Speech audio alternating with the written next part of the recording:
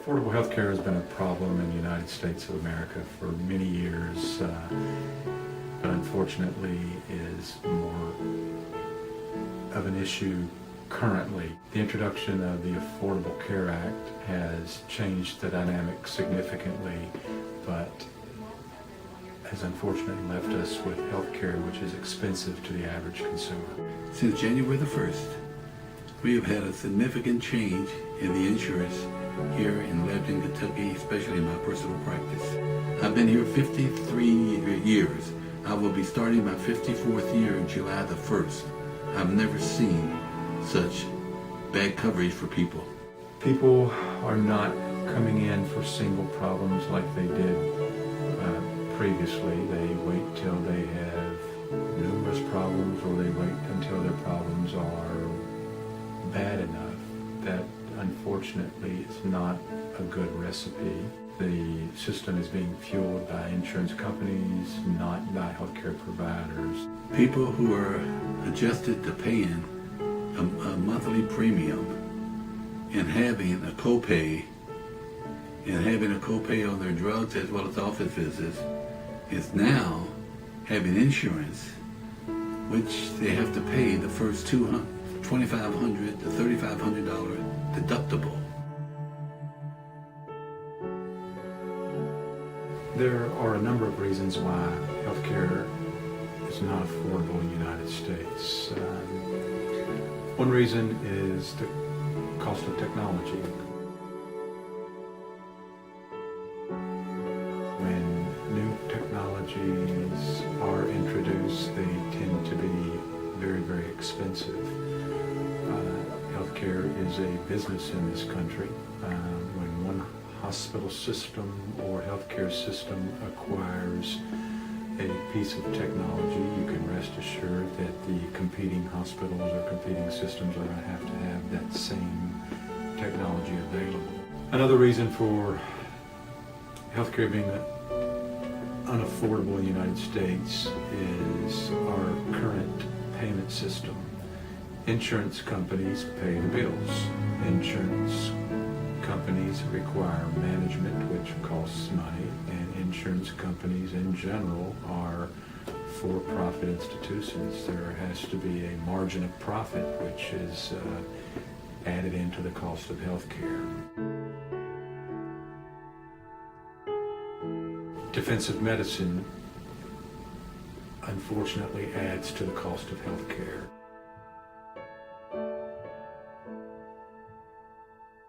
We have more litigation or malpractice in the United States of America than any other place in the world. Pharmaceuticals that are available in the United States are basically limitless, but unfortunately they're also expensive, very expensive. Whenever new drugs are introduced to the marketplace, they tend to come with a very large price tag. Yeah, I have numerous patients that are diabetics. The insulin that they're trying to buy is costing them over $300 per vial. And these people don't have that kind of money. I have been pleading with the drug companies to give me samples so I can get these people over the hump. I personally have bought several bottles of insulin for several patients because they need their medicine. Lastly, our system is very unusual. Individual patients subsidize the cost of care for other patients. This has always been the case with the large number of uninsured patients in this country. The cost of their care has basically been saddled upon those that have insurance. More recently, with the introduction of the Affordable Care Act, the cost of insuring those that were previously uninsured and those who can't fully afford insurance is being moved to other individuals and employers, making their insurance premiums more expensive. Traditionally, emergency rooms and charitable clinics have served as safety nets for those without healthcare coverage. Many free health clinics around the country have been established to bring healthcare to the uninsured.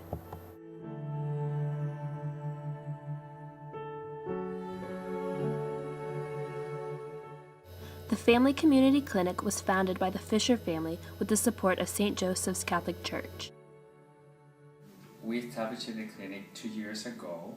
It serves basically any individual as long as that individual does not have healthcare insurance. The clinic operates by volunteers. We have a volunteer master, a volunteer director. Some are physicians, some are nurse practitioners, some are physician assistants, there are registered nurses, there are pharmacists, there are people without healthcare experience that serve as translators, as schedulers, clerical workers, those kind of things. And it's come from the heart of the people, okay? We have to reach out doctors, we have to reach out nurses. All healthcare is free. Most medications that are provided are free. The laboratory studies performed are free. We have assisted individuals with testing done in hospital settings. We have assisted individuals with surgeries, all of which are free as well. The medication comes to our clinic because we have pharmacists that volunteers, and they have connections and work or connection with other pharmaceuticals that give samples, and they can bring them to the clinic, and the doctor will know how much we have in our inventory, and they will provide medication for the situation we have.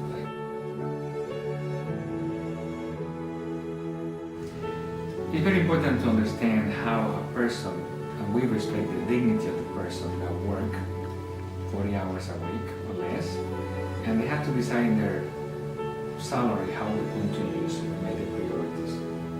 I think societies, particularly societies in industrialized nations, deserve health care that should be non-negotiable. It should not be a luxury for the wealthy. It should not be something that the government provides only for the poor. Everyone